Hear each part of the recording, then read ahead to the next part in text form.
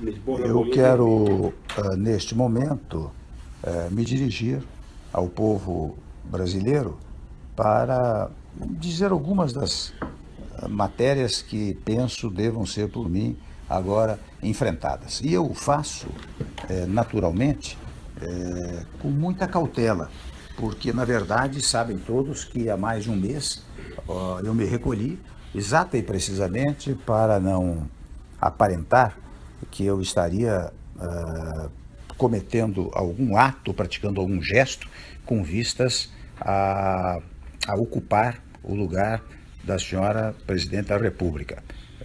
Recolhi-me o quanto pude, mas evidentemente nesse período fui procurado por muitos que estão aflitos com a situação do nosso país. Mas agora, quando a Câmara dos Deputados decide por uma votação significativa declarar a autorização para a instauração de processo de impedimento contra a senhora presidente, muitos me procuraram para que eu desse, pelo menos, uma palavra preliminar à nação brasileira. O que eu faço com muita modéstia, com muita cautela, com muita moderação, mas também em face da minha condição de vice-presidente, naturalmente de substituto constitucional da senhora Presidente da República. E desde logo eu quero afirmar que temos ainda um longo processo pela frente, passando pelo Senado Federal. Então todas as minhas palavras levarão em conta apenas a decisão da Câmara dos Deputados, portanto também as minhas palavras são provisórias, já que nós temos que aguardar e respeitar a decisão soberana que o Senado Federal proferirá a respeito desse tema, seja quanto à admissibilidade da autorização, seja quanto, ao final, o julgamento propriamente dito. Portanto, eu quero, neste momento, prestar uma homenagem ao Poder Legislativo, tanto à Câmara dos Deputados, que já debateu amplamente este assunto, como ao Senado Federal, que irá debater. E desde logo eu quero comunicar aos amigos e colegas homens públicos, senadores da melhor cepa, da melhor sabedoria, que aguardarei naturalmente a decisão, aguardarei respeitosamente a decisão do Senado Federal. Não quero avançar o sinal, até imaginaria que eu poderia falar depois da decisão do Senado, mas evidentemente sabem todos os que me ouvem que quando houver a decisão definitiva, a decisão do Senado, eu preciso estar preparado para enfrentar os graves problemas que hoje afligem o nosso país. E desde logo quero dizer aos que me ouvem que repetir, na verdade, o que tenho pregado ao longo do tempo. Os senhores sabem, os brasileiros sabem que há mais de 8, 10 meses tenho feito pronunciamentos referentes à pacificação do país, à unificação do país, porque é chocante, para não dizer tristíssimo, verificar os brasileiros controvertendo-se entre si, disputando ideias e espaços. Até aí tudo bem, mas quando parte para uma coisa quase física, isso não pode acontecer no nosso país. Portanto, ao dizer agora que a grande missão, a partir deste momento, é a da pacificação do país, da reunificação do país, eu quero dizer que estou repetindo o que venho pregando há muito tempo como responsável por uma parcela da vida pública nacional. Devo dizer também, isto fica para aconteça o que acontecer no futuro, que é preciso um governo de salvação nacional e, portanto, de união nacional. É preciso que se reúnam todos os partidos políticos e todos os partidos políticos estejam dispostos a dar a sua colaboração para tirar o país da crise. Sem esta unidade nacional, penso que será difícil tirar o país da crise em que nos encontramos. Para tanto, é preciso diálogo. O fundamental agora é o diálogo. Em segundo lugar, a compreensão. E em terceiro lugar, para não enganar ninguém, a ideia de que nós vamos ter muitos sacrifícios pela frente. Sem sacrifícios, nós não conseguiremos também avançar para retomar o crescimento e o desenvolvimento que pautaram a atividade do nosso país nos últimos nos últimos tempos, antes desta última gestão. Então, é preciso retomar o crescimento. E eu não quero que isto fique em palavras vazias. Tenho absoluta convicção, como muitos me dizem, que a mudança pode gerar esperança.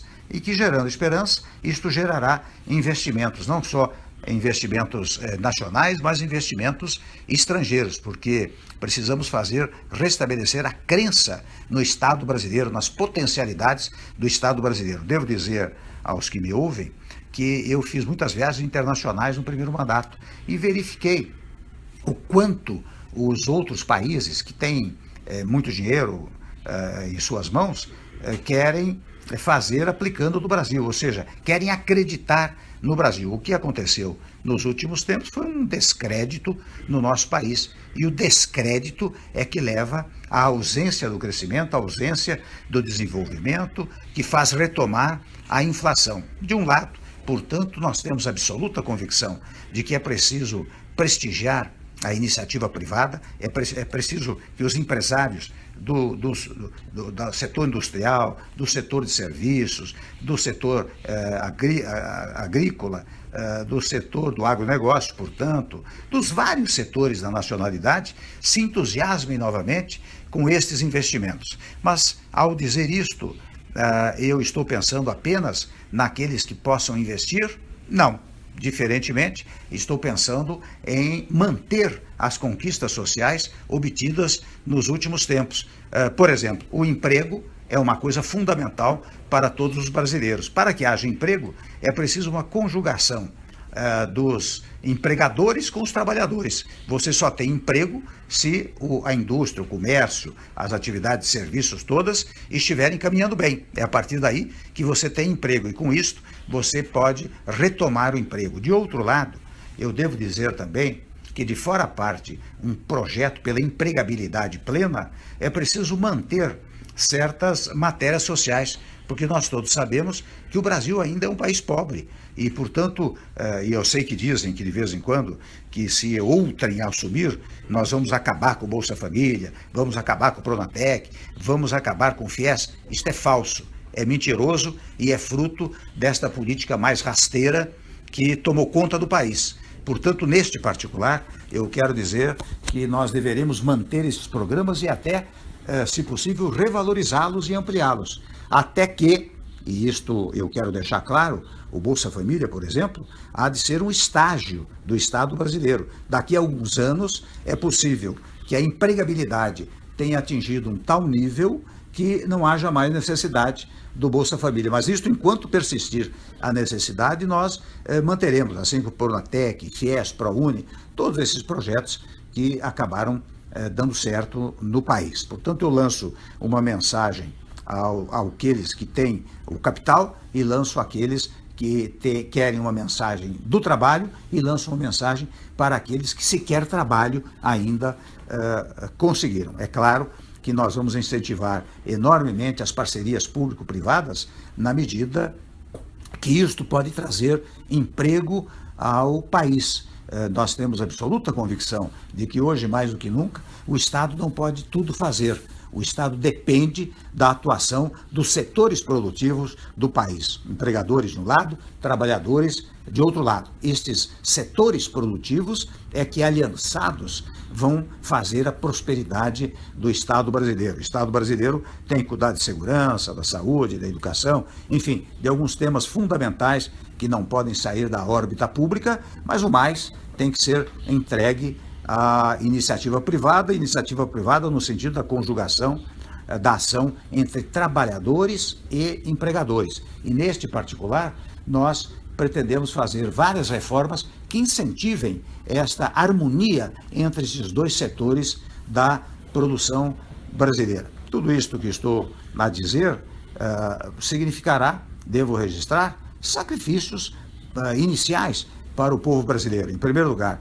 Em segundo lugar, não quero gerar nenhuma expectativa falsa. Não pensemos que, se houver uma mudança do governo, em 3, 4 meses estará tudo resolvido. Em 3, 4 meses pode começar a ser encaminhado para resolvermos a matéria ao longo do tempo. Se houver este governo de transição, ou se não houver fica esta sugestão que eu estou fazendo para o governo que vier a manter-se, ficam estas sugestões, que, reitero, não são sugestões por mim formuladas ou formatadas neste momento, mas que foram feitas ao longo do tempo.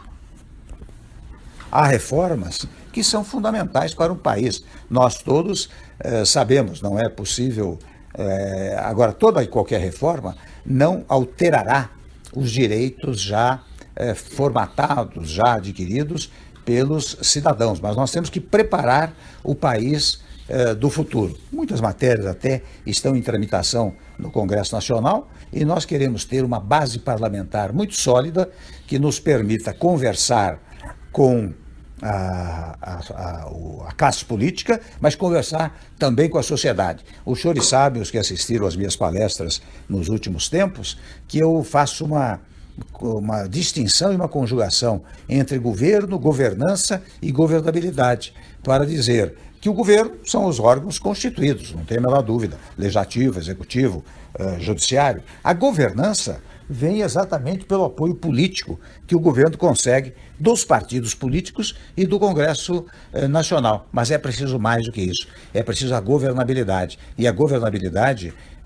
exige que haja uma aprovação popular do próprio governo. Portanto, a classe política unida com o povo levará ao crescimento do país e, portanto, ao apoio ao governo. É com estes três fatores que nós vamos lidar. É claro que não vou falar aqui sobre reformas que são fundamentais, porque isto será fruto de um desdobramento ao longo do tempo. Mas como não pensar numa reforma política? Como não pensar numa reforma tributária? E evidentemente que a reforma tributária envolve um outro tema, que é a revisão do Pacto Federativo. Porque toda vez que você pensa numa reforma tributária, você está pensando na distribuição de competências e de recursos para as entidades federativas. É preciso mais do que nunca que as entidades federativas tenham uma autonomia verdadeira, ou seja, que nós tenhamos uma federação real e não uma federação artificial, como tem acontecido nos últimos tempos. Sei, por exemplo, no tópico da federação, da grande dificuldade dos estados e municípios nos dias atuais.